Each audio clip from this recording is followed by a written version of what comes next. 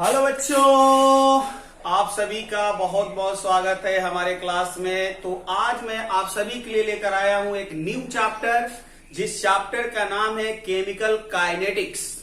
बहुत सारे लोगों के दिमाग में आ रहा हुआ क्वेश्चन, क्या इलेक्ट्रोकेमिस्ट्री कंप्लीट हो गया? जी बिल्कुल कंप्लीट हो चुका है।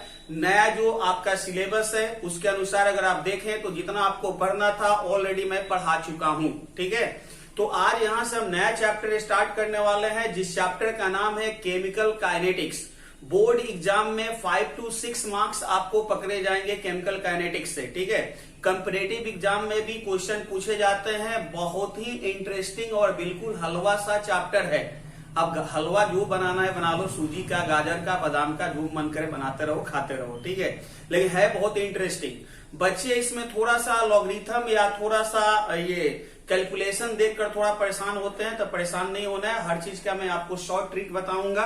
तो चलिए हम लोग स्टार्ट करते हैं केमिकल काइनेटिक्स। ठीक है, बहुत इंटरेस्टिंग टॉपिक होगा।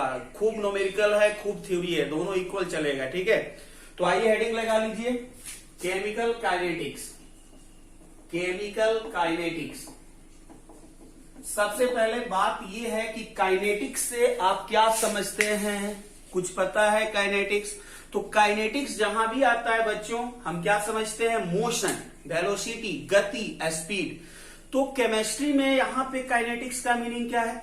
तो यहां पर काइनेटिक्स का मीनिंग है रिएक्शन का स्पीड। कोई भी रिएक्शन जो होता है उसका कुछ ना कुछ स्पीड होता है। कोई रिएक्शन 5 मिनट में कंप्लीट होता है, कोई 10 मिनट में, कोई 100 मिनट में, कोई 1 साल में, कोई लाखों साल में, कोई 1 सेकंड के अंदर कंप्लीट हो जाता है। यानी डिफरेंट टाइप के रिएक्शन का डिफरेंट टाइप ऑफ स्पीड होता है, उनका रेट होता है। उसी के बारे में हमको पढ़ना है। अब इस पूरे चैप्टर में क्या पढ़ना है, हम 2 मिनट में आपको समरी बता देते हैं कि इस पूरे चैप्टर में क्या क्या हमें पढ़ना होगा। चलिए तो देखते हैं। सबसे पहले हम लिख सकते हैं, it is the branch of physical chemistry. It is the branch of physical chemistry which deals the rate of reaction. पहला पॉइंट आपको ये। दूसरा point factor affecting the rate of reaction. जब हम factor affecting the rate of reaction कहेंगे तो यहां पे इसके अंदर बहुत सारे टर्म छुपे हुए हैं। और वो सारे टर्म कौन कौन हो सकते हैं? तो factor affecting rate of reaction में पहला हो सकता है इफेक्ट ऑफ टेम्परेचर। दूसरा इफेक्ट क्या हो सकता है? तो इफेक्ट ऑफ कैटलिस्ट। और तीसरा इफेक्ट क्या हो सकता है? इफेक्ट ऑफ कैटलिस्ट हो गया। इफेक्ट ऑफ, आप यहां पे प्रेशर भी लिख सकते हैं।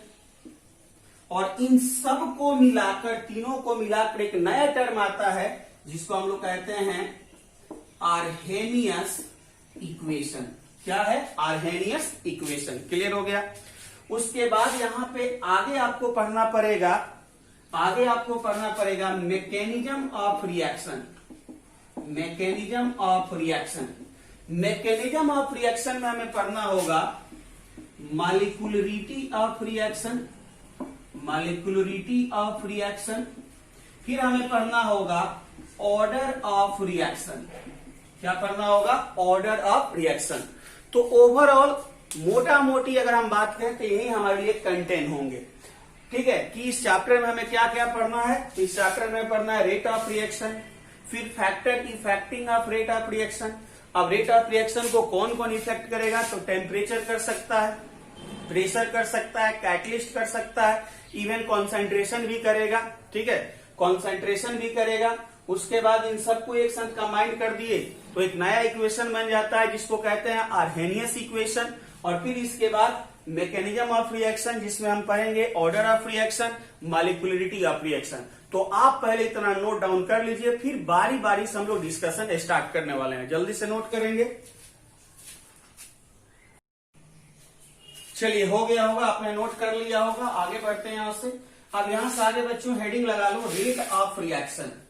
क्या हेडिंग लगा लो? Rate of reaction. तो हमने हेडिंग लगा लिया, आप भी लगा लीजिए, रेट ऑफ रिएक्शन। अब पहले एक बात बताओ, रेट ऑफ रिएक्शन कहने का मतलब क्या है, रिएक्शन का स्पीड है। जैसे कि मान लेते हैं कि आपको कहीं जाना है, ठीक है, मान लेते हैं आपको कहीं 10 किलोमीटर जाना है, तो उसका स्पीड कैसे डिफाइन होता है, change in distance with respect to time. क्योंकि रेट जब भी डिफाइन किया जाएगा तो चेंज, किसी भी चीज का change with respect to time. तो जब आप चल रहे हैं, जब आप दौड़ रहे हैं, तो आपने कितना डिस्टेंस में चेंज किया विथ रिस्पेक्ट टू टाइम, वो आपका स्पीड हो गया। बात समझ रहे हैं।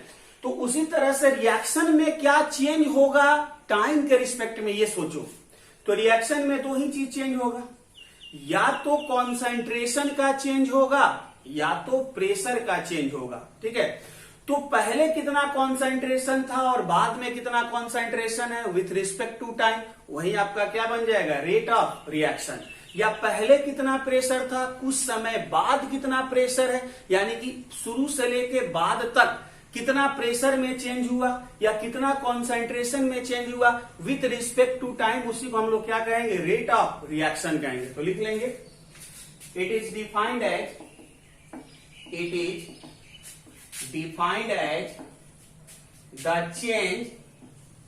the change in concentration of reactant or product with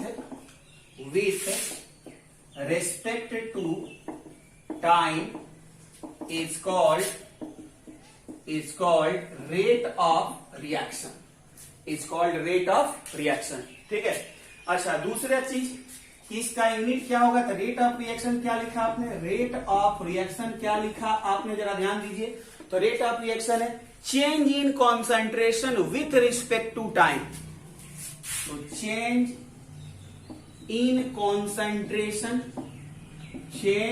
concentration with respect to time. तो टाइम कहां रहेगा, नीचे।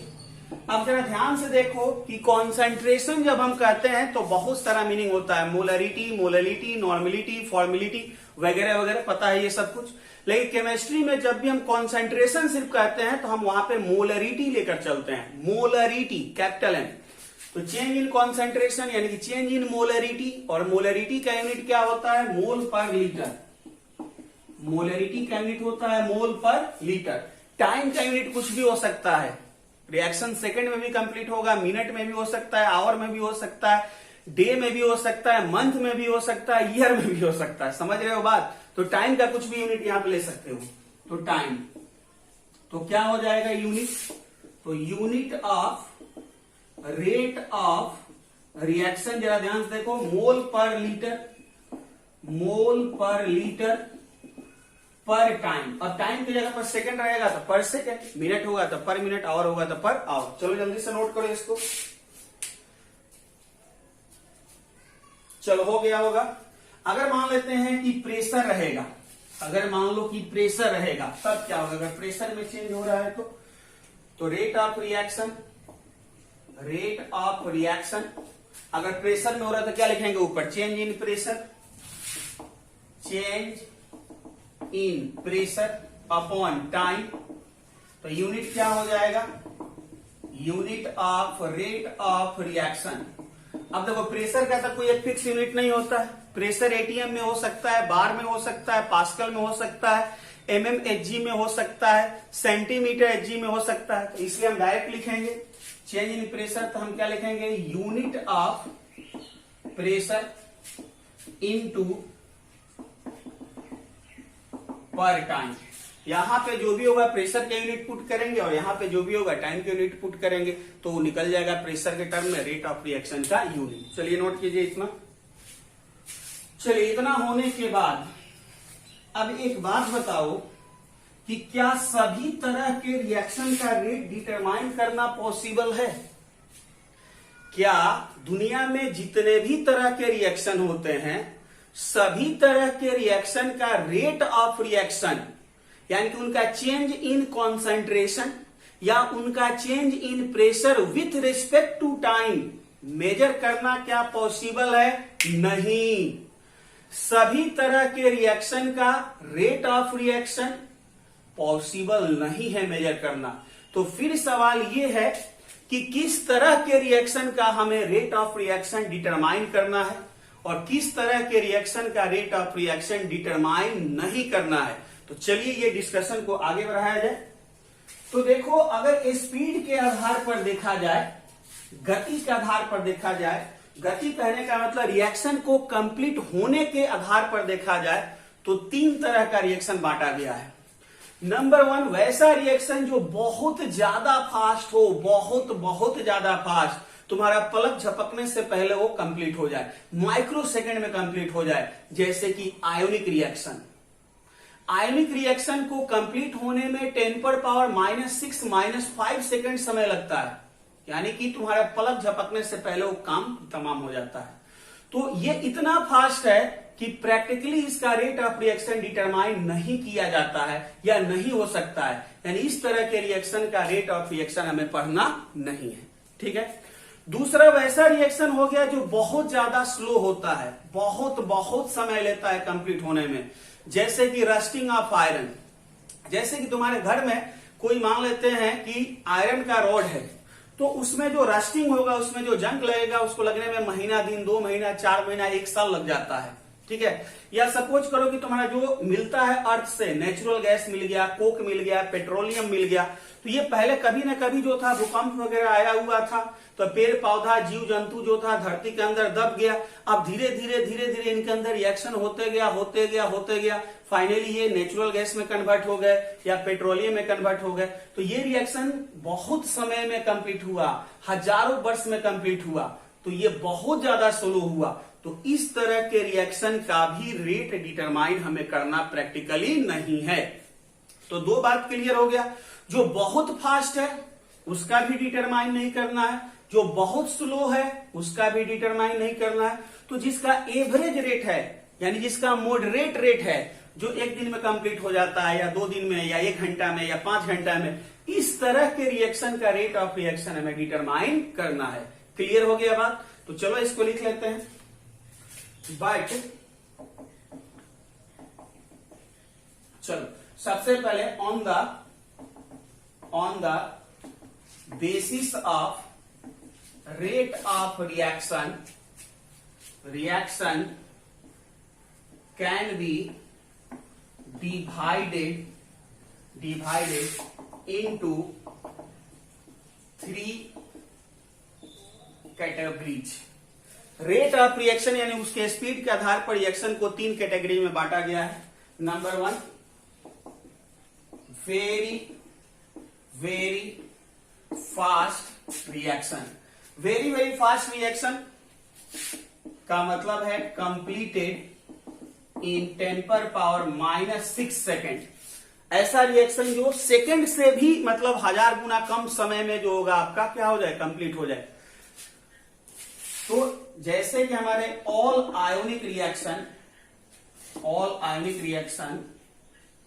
Are very fast, therefore they are practically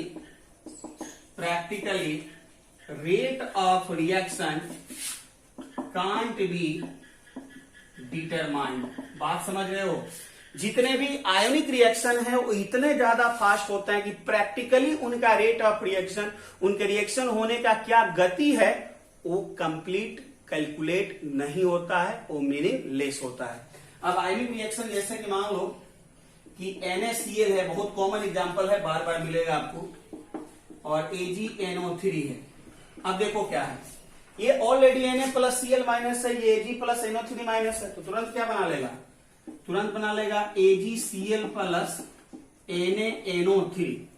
ये Na+Cl- Ag+NO3-, तो Na+ और NO3- मिलकर NaNO3, Ag+ और Cl- मिलकर क्या बना लिया, AgCl का PPT बना लिया। और ये बच्चों रिएक्शन इतना फास्ट होता है कि इसको कंप्लीट होने में 10⁻⁻6 सेकेंड लगता है, यानी 1 सेकेंड से मतलब 10 लाख गुना कम समय लगता है। तो इसका रेट ऑफ रिएक्शन आपको डिटरमाइन नहीं करना है। चलिए नोट करेंगे, हो गया होगा। उसके बाद हम देखेंगे नंबर 2 में वेरी वेरी स्लो रिएक्शन। अब वेरी वेरी स्लो रिएक्शन किसे कहेंगे? तो take a year to complete या कंप्लीटेड, यानी ऐसा रिएक्शन जो कंप्लीट होने में सालों का समय लगाता है। ठीक है, तो इस तरह के रिएक्शन को भी हम नहीं करेंगे। जैसे कि अगर हम बात करें तो rusting of iron is the very very slow reaction. तो रस्टिंग ऑफ आयरन एक एग्जांपल है वेरी वेरी स्लो रिएक्शन का, आप ध्यान देंगे। एंड प्रैक्टिकली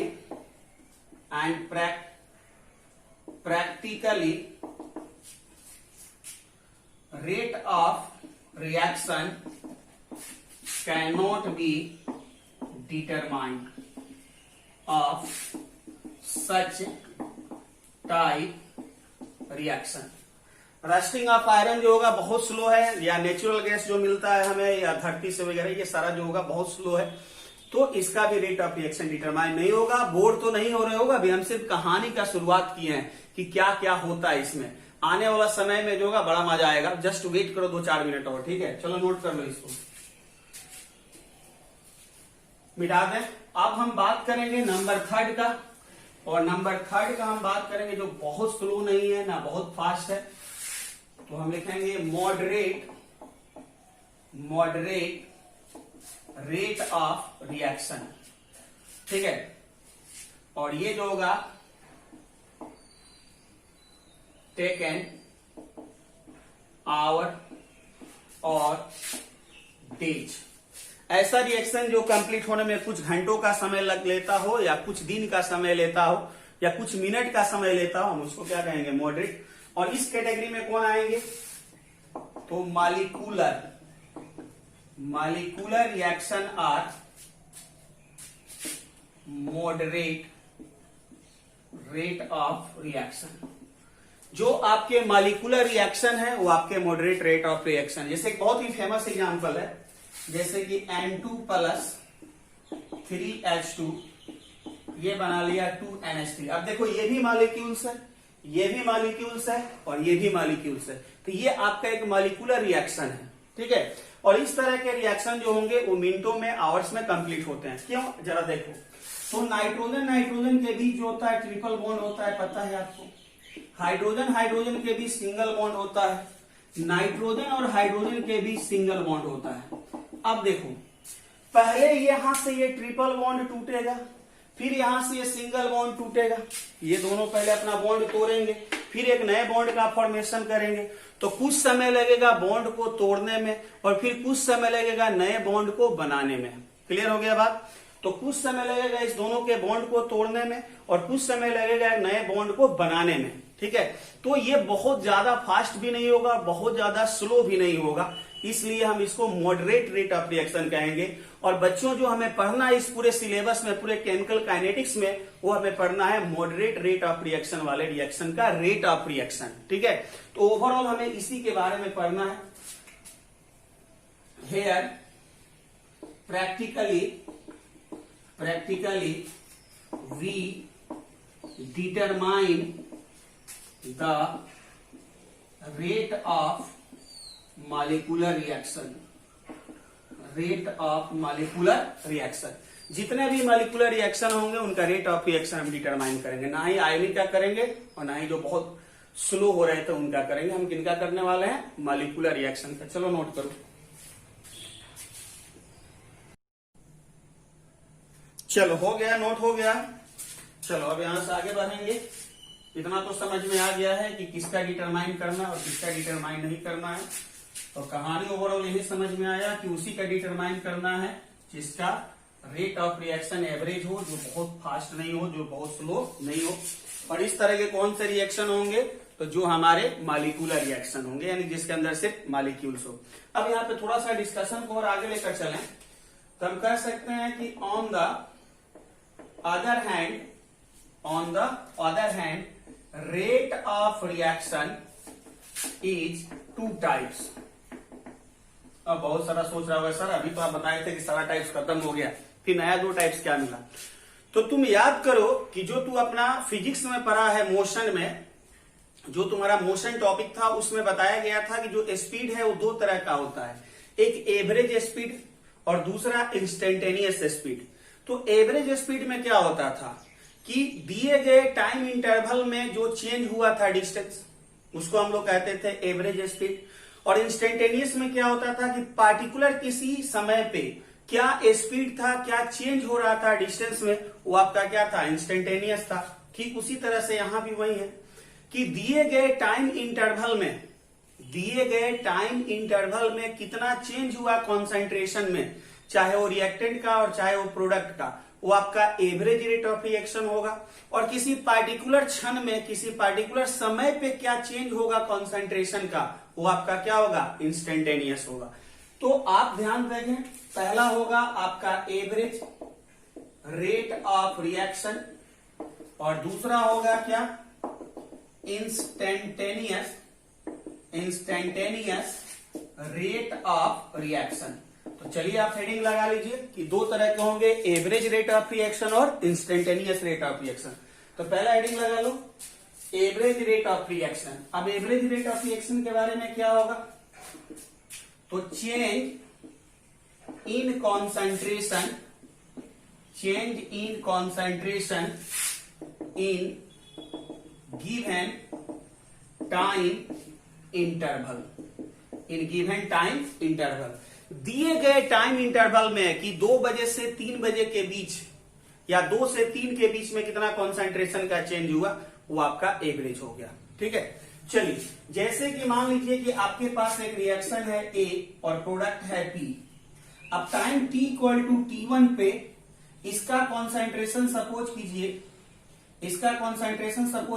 x1 था और time t equal to T2 पे इसका कॉन्सेंट्रेशन x2 था। ठीक उसी तरह से टाइम जब T1 था तो इसका कॉन्सेंट्रेशन जो था वो y1 था और टाइम जब T2 है उस समय इसका कॉन्सेंट्रेशन y2 है। एक बार फिर से समझाते हैं। जब हम पहली बार समय देखे तो जो रिएक्टेंट A है उसका कॉन्सेंट्रेशन था x1 और जो प्रोडक्ट P है उसका कॉन्सेंट्रेशन था y1। लेकिन कुछ समय बाद, मान लेते हैं 5 मिनट, 10 मिनट, 1 घंटा बाद आकर देखे तो A का कॉन्सेंट्रेशन x1 से चेंज होकर x2 हो गया था और P का कॉन्सेंट्रेशन y1 से चेंज होकर y2 हो गया था। तो यहां पे अगर हम लिखें एवरेज रेट ऑफ रिएक्शन, तो एवरेज रेट ऑफ रिएक्शन के बारे में हमने क्या कहा था, change in concentration with respect to time. तो चेंज जब भी हम निकालते हैं तो फाइनल माइनस इनिशियल। तो पहले कितना था, x1 था, बाद में कितना है, x2। तो क्या लिख सकते हैं, x2 माइनस x1 अपॉन, बाद में टाइम कितना है t2, पहले कितना था t1, तो t2 माइनस t1। ठीक है, लेकिन यहां पर इन सब के बीच एक माइनस साइन लगा देंगे। क्या लगा देंगे, माइनस। अब माइनस का मतलब क्या है, तो जरा समझने की कोशिश करो। जो स्पीड होगा वो तो निगेटिव नहीं होगा, स्पीड जो होगा या जो रेट होगा वो क्या होगा, निगेटिव नहीं होगा। लेकिन यदि यहां पर तू निगेटिव नहीं लगाएगा तो रेट जो होगा निगेटिव होगा। पूछो क्यों, क्योंकि देखो समय के साथ रिएक्टेंट का कॉन्सेंट्रेशन धीरे धीरे घटता है कि बढ़ता है। तो जैसे जैसे रिएक्शन आगे की तरफ बढ़ेगा रिएक्टेंट क्या होता है, घटने लगता है और प्रोडक्ट क्या होने लगता है, बढ़ने लगता है। तो जब टाइम t1 था उस समय जो कॉन्सेंट्रेशन था x1 वो बड़ा वैल्यू था, लेकिन कुछ समय जब रिएक्शन चला तो उसका कॉन्सेंट्रेशन घट कर क्या हो गया, x2। यानी x1 बड़ा है और x2 छोटा है और तुम छोटा में से बड़ा को घटा रहा है, x2 माइनस x1। तो ओवरऑल ये वैल्यू क्या आएगा, निगेटिव आएगा। और निगेटिव आएगा तो रेट ऑफ रिएक्शन क्या हो जाएगा, निगेटिव आ जाएगा, जो हम चाहते नहीं है। इसलिए पहले यहां पर निगेटिव लगा दिया तो निगेटिव निगेटिव मिलकर क्या हो जाएगा, पॉजिटिव हो जाएगा। दूसरा इसका एक और मीनिंग होता है इस माइनस साइन का। इस माइनस साइन का एक और मीनिंग होता है कि ये इंडिकेट कर रहा है कि समय के साथ रिएक्टेंट का कॉन्सेंट्रेशन डिक्रीज कर रहा है। अच्छा, दूसरी बात कि ये जो होगा x2 माइनस x1 चेंज है किसका, कॉन्सेंट्रेशन का। t2 माइनस t1 चेंज है किसका, टाइम का। और चेंज को हमेशा किस में दिखाते हैं, डेल्टा में। हम इसको लिख सकते हैं minus delta x upon delta t। ठीक है, निगेटिव साइन का मतलब क्या हुआ, तो negative sign indicates that concentration of reactant decreases with time। Negative sign बता रहा है कि जैसे जैसे समय आगे बढ़ रहा है, जैसे जैसे रिएक्शन आगे की तरफ बढ़ रहा है, तो रिएक्टेंट का कॉन्सेंट्रेशन घट रहा है। चलो ये तो हो गया रिएक्टेंट के टर्म में। प्रोडक्ट के टर्म में भी लिख कर देख लिया जाए तो एक तो ये हो गया। दूसरा देखो फिर से रेट ऑफ रिएक्शन। तो रेट ऑफ रिएक्शन के बारे में हम क्या लिखे थे? चेंज इन कॉन्सेंट्रेशन, चाहे रिएक्टेंट और चाहे product with respect to time. तो रिएक्टेंट के टर्म में तो लिखा गया, अब प्रोडक्ट के टर्म में तो चेंज इन कॉन्सेंट्रेशन प्रोडक्ट का पहले कितना था? y1 था, बाद में कितना है? y2। तो चेंज कैसे निकालते हैं? Final minus initial. तो y2 minus y1 upon time t2 minus t1। अब देखो यहां पे चेंज को हमेशा किस में लिखते हैं? डेल्टा से। तो delta y by delta t। क्या यहां निगेटिव साइन देंगे या नहीं देंगे? तो यहां निगेटिव साइन नहीं देंगे, क्योंकि देखो यहां पर y1 से बड़ा है y2, क्योंकि जैसे जैसे रिएक्शन आगे बढ़ रहा है प्रोडक्ट का कॉन्सेंट्रेशन बढ़ रहा है। तो y1 से बड़ा है y2, तो y2 माइनस y1 ये पॉजिटिव वैल्यू आया। तो यहां पे rate of reaction already positive है, तुम्हें माइनस लगाने का जरूरत नहीं है।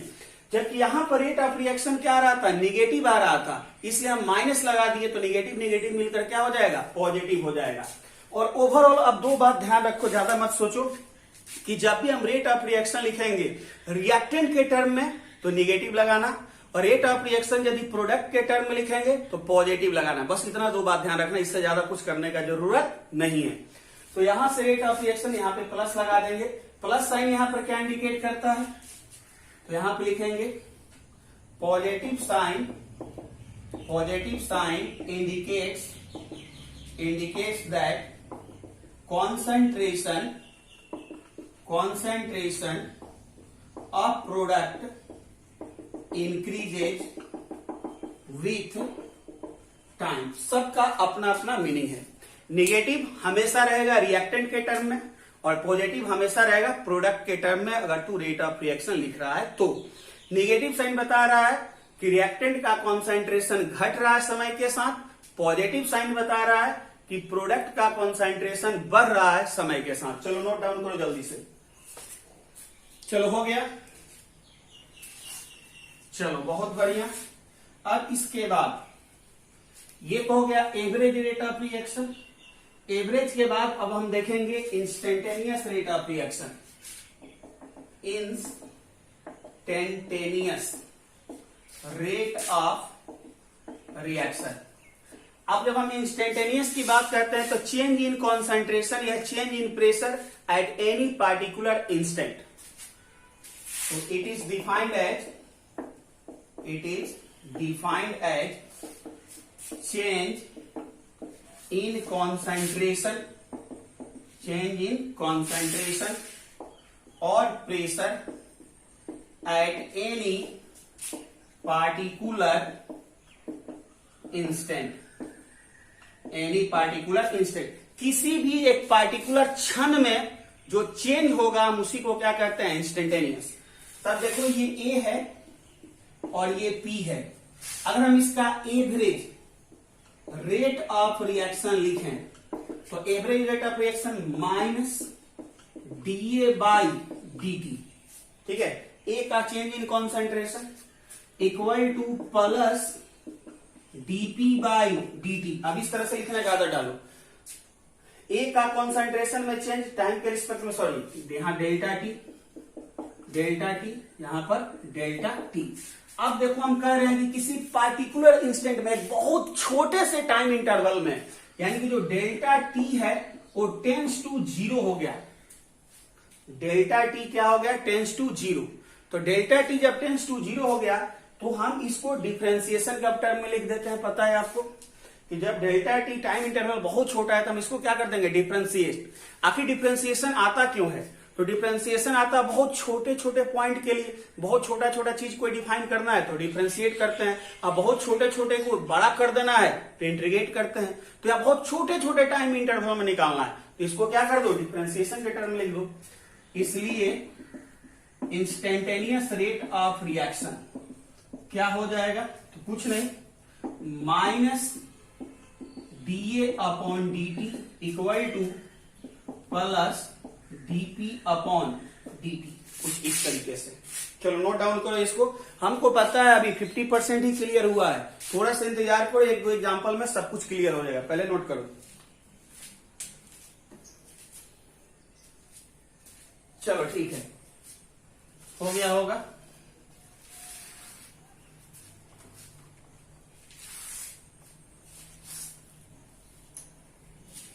अब मान लो कि तुम्हारे पास कोई रिएक्शन है x प्लस वाई, प्रोडक्ट बना रहा है z। अब किसी ने कहा कि तुम इसका एवरेज रेट ऑफ रिएक्शन लिखो, ठीक है, तुम इसका क्वालिटेटिव एनालिसिस करके लिखो एवरेज रेट ऑफ रिएक्शन। तो एवरेज जब हम इसका रेट ऑफ रिएक्शन लिखें, एवरेज रेट ऑफ रिएक्शन, तो बड़ा ही आसान है। सबसे पहले जब एवरेज लिखेंगे तो delta x upon delta t, ठीक है, change in concentration with respect to time. लेकिन यहां पर क्या लगा दो, माइनस क्यों लगाएगा, क्योंकि ये रिएक्टेंट है, equal to minus delta Y upon delta T, ये भी रिएक्टेंट है इसलिए क्या लगा है minus, equal to plus delta Z upon delta T. अच्छा एक बात और समझना कि जब भी रेट ऑफ रिएक्शन लिखेंगे तो जितने भी रिएक्टेंट और प्रोडक्ट हैं उन सभी का रेट इक्वल लिख देना, ऐड करके मत लिख देना। ये मत लिख देना कि ये प्लस ये, ऐसा नहीं, ये प्लस में है तो प्लस में नहीं। जब भी रेट ऑफ रिएक्शन लिखेगा तो सबको इक्वल लिखेगा, जैसे x का रेट y के इक्वल, y का रेट z के इक्वल, ठीक है, इस तरीके से। हाँ यहां पे प्लस क्यों लगा है, क्योंकि ये प्रोडक्ट है, तो ये एवरेज हो गया। लेकिन किसी ने कहा कि इंस्टेंटेनियस लिखो, इंस्टेंटेनियस रेट ऑफ रिएक्शन, तो कुछ नहीं करना है, माइनस रहेगा ही, डी डेल्टा एक्स के जगह पर कर दो dx upon dt equal to minus dy upon dt equal to plus dz upon dt। चलो अब समझ में आ गया कैसे लिखना है, और यही जरूरी है, डिफिनेशन वगैरह थोड़ी इसका आता है, ये तुम्हारे लिए जरूरी है, ठीक है। अब हम तुम्हें मान लेते हैं किसी भी तरीके का रिएक्शन दिए और उसका कह दिया कि एवरेज लिखो या उसका इंस्टेंटेनियस लिखो, तो उसका शॉर्ट ट्रिक बता रहे हैं, बड़ा से बड़ा रिएक्शन होगा उसका तुम इस तरह से इक्वेशन लिख सकता है, चाहे एवरेज हो और चाहे इंस्टेंटेनियस हो। तो पहले इसको नोट डाउन करो। चलो हो गया होगा, आओ यहां पे सिखाते हैं, ध्यान से सीखना, यही से जो होगा अब कहानी असली शुरू हो चुका है, ठीक है ना, असली कहानी शुरू हो चुका है। तो रोक रोक के अपने से लिखना है, रो के नहीं, रुक मतलब स्टॉप कर करके लिखना है, ठीक है ना, समझ के। चलो जैसे कि देखो यहां पे तुम्हारे पास एक रिएक्शन है alpha A plus beta B, product है इसका gamma C plus delta D. यहां पर रिएक्टेंट कौन कौन है, तो रिएक्टेंट है ए एंड बी, प्रोडक्ट कौन है, तो प्रोडक्ट है सी एंड डी। तो फिर तुम सोचेगा अल्फा बीटा गामा डेल्टा क्या है, तो रिएक्टेंट या प्रोडक्ट के पीछे जो मल्टीप्लाई रहता है उसे कहते हैं स्टोइचियोमेट्री कोफिशिएंट। तो यहां पे हम लिख सकते हैं where alpha beta gamma and delta are stoichiometry coefficient of A B C and D respectively. चलो बात समझ में आया। ये एक जनरल रिएक्शन है जहां पे ए और बी रिएक्टेंट है, सी और डी प्रोडक्ट है। ए का स्टोइचियोमेट्री कोफिशिएंट अल्फा, बी का बीटा, सी का गामा और डी का डेल्टा है। जल्दी से इसको नोट डाउन करो पहले। चलो नोट डाउन कर लिया। अब हम यहां पे कह दिए कि तुम जो होगा एवरेज रेट ऑफ रिएक्शन लिखो या इंस्टेंटेनियस रेट ऑफ रिएक्शन लिखो, दोनों बात एक ही है, लिखने का तरीका सेम है। तो हमने क्या कहा था कि जितने भी रिएक्टेंट और प्रोडक्ट हैं उन सभी का रेट ऑफ रिएक्शन इक्वल करके लिखते हैं। तो यहां से हम लिखेंगे रेट ऑफ रिएक्शन ए का इक्वल होगा बी के, बी का इक्वल होगा सी के, और सी का इक्वल होगा डी के। अब लिखने का तरीका क्या होगा, तो अगर तुम एवरेज लिखता है, एवरेज रेट लिखता है, तो ए का रेट लिखेगा तो क्या लिखेगा, delta A upon delta T, delta A upon delta T. लेकिन यहां पर क्या लगाएगा, माइनस, क्योंकि रिएक्टेंट है, equal to delta B upon delta T, लेकिन पीछे क्या लगाएगा, माइनस, क्योंकि ये भी क्या है, रिएक्टेंट है, equal to plus delta C upon delta T, equal to plus delta D upon delta T. अब यहां पे दोनों जगह प्लस क्यों लगा है, क्योंकि ये दोनों प्रोडक्ट है सी और डी। लेकिन क्या ये सही है, तो अभी ये सही नहीं है, एक काम और बाकी है। जब भी रेट ऑफ रिएक्शन लिखेंगे तो जो भी स्टोइचियोमेट्रिक कोएफिशिएंट है उनको रेसिप्रोकल में मल्टीप्लाई करेंगे। मतलब ये यहां पर क्या है, कोएफिशिएंट अल्फा, यहां पर मल्टीप्लाई कर दो 1 बाई अल्फा। यहां पर क्या है, बीटा, तो यहां पे कर दो 1 बाई बीटा। यहां पर सी में क्या है, गामा, तो यहां पे कर दो 1 बाई गामा। यहां पर क्या है, डेल्टा, तो यहां पे कर दो 1 बाई डेल्टा। अब जाकर ये सही हुआ। और क्यों, काहे, लेकिन, किंतु परंतु नहीं सोचना है, बस इस तरीके से लिखने का आदत डाल लो, अदरवाइज ज्यादा दिमाग लगाएगा, क्वेश्चन गलत करके आ जाएगा। ठीक है, अगर इसी का हम कर दें इंस्टेंटेनियस लिखिए तो क्या दिक्कत है, पहले लिख लो सबका।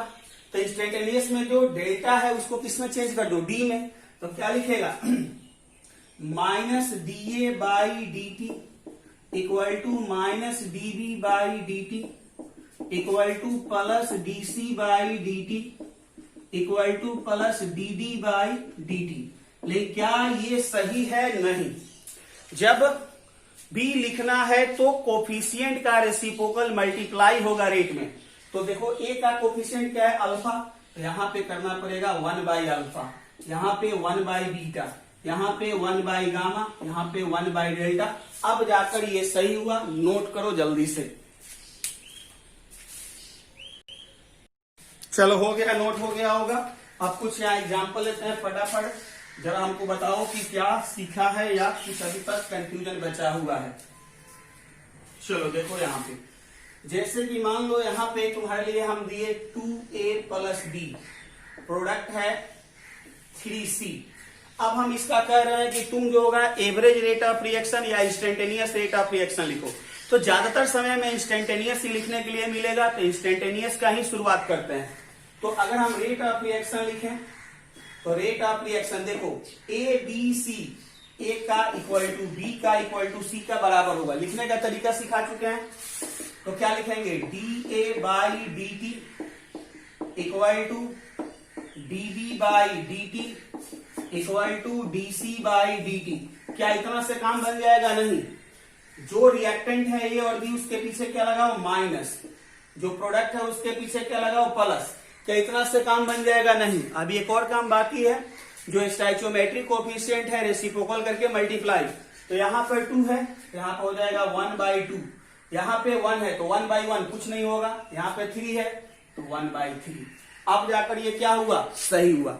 दूसरा क्वेश्चन मान लेते हैं, देते हैं 2p plus 1 by 2 Q 3r। इसका तुम खुद से ट्राई करो तो रेट ऑफ रिएक्शन। चलो जल्दी से ट्राई करो, कर लिया। अब हम बताने वाले हैं, तो यहां पे डायरेक्ट लिखेंगे, पहले क्या लिखते हैं, dp by dt equal to dq by dt equal to dr by dt। ये तो हो गया, पहले लिख दिया।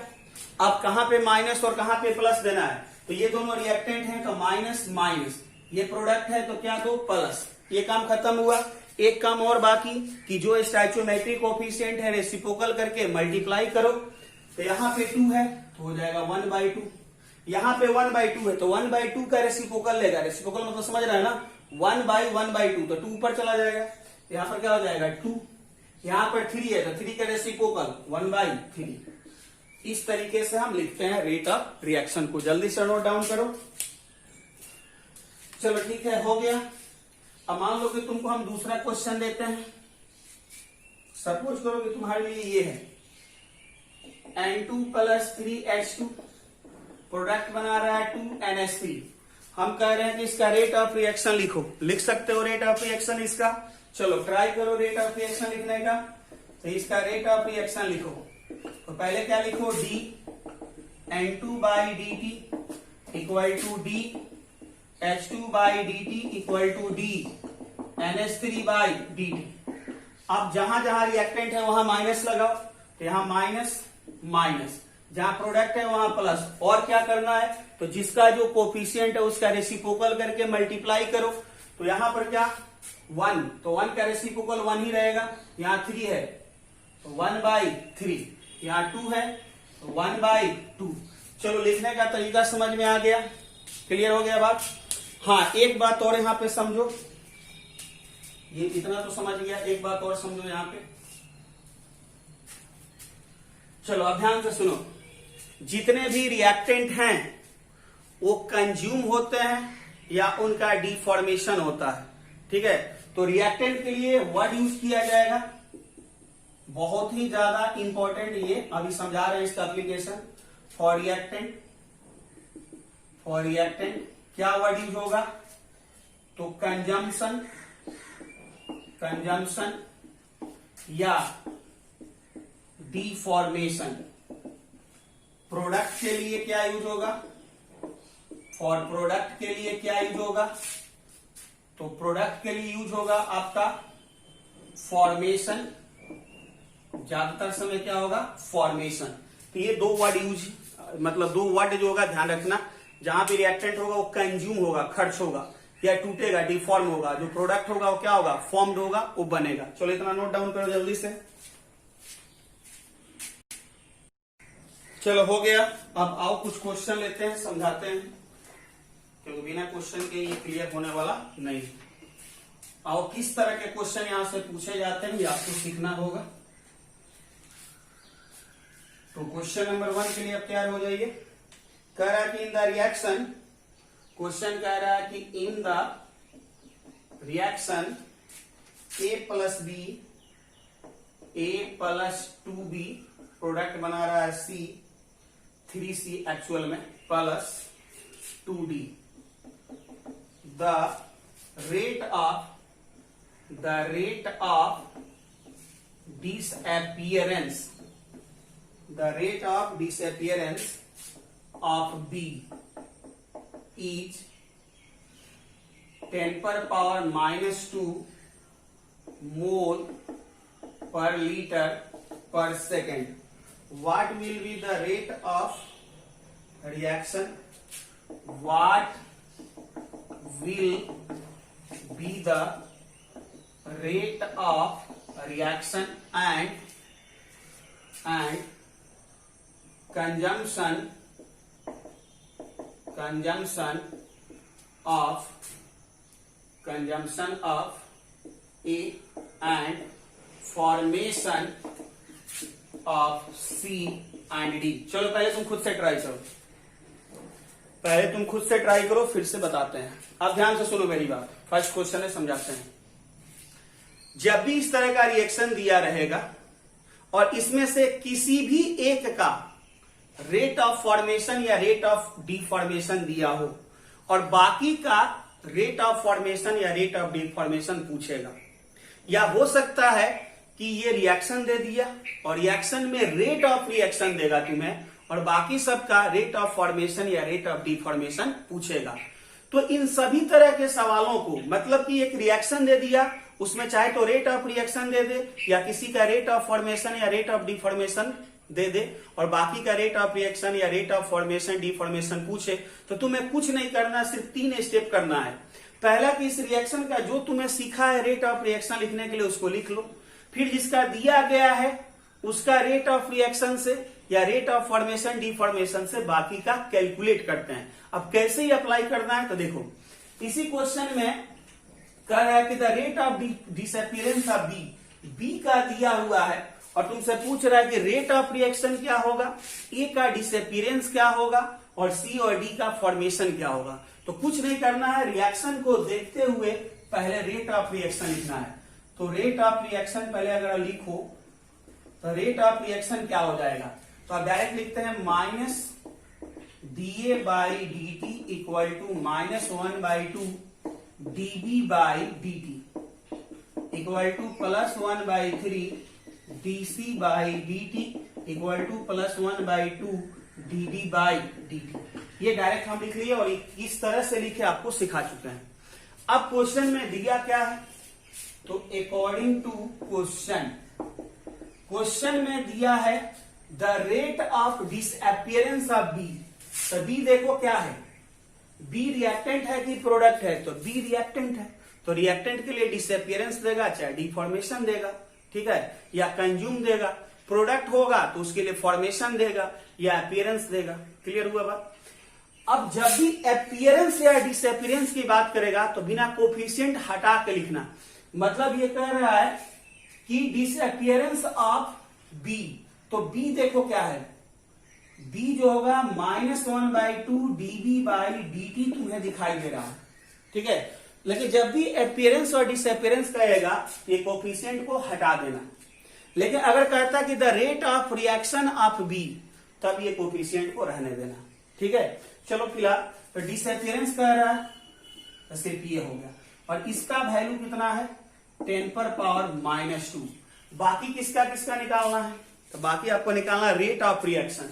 तो रेट ऑफ रिएक्शन अब देखो रेट ऑफ रिएक्शन इसके बराबर भी है, इसके बराबर भी है, इसके बराबर भी, इसके बराबर भी है। इस चारों में से किससे रेट ऑफ रिएक्शन निकल सकता है, तो बी से, क्योंकि बी का मतलब है तो -1/2 डीबी बाई डी टी। अब देखो यहां से -1/2 into dB by D T, dB by D T का वैल्यू कितना है 10⁻²।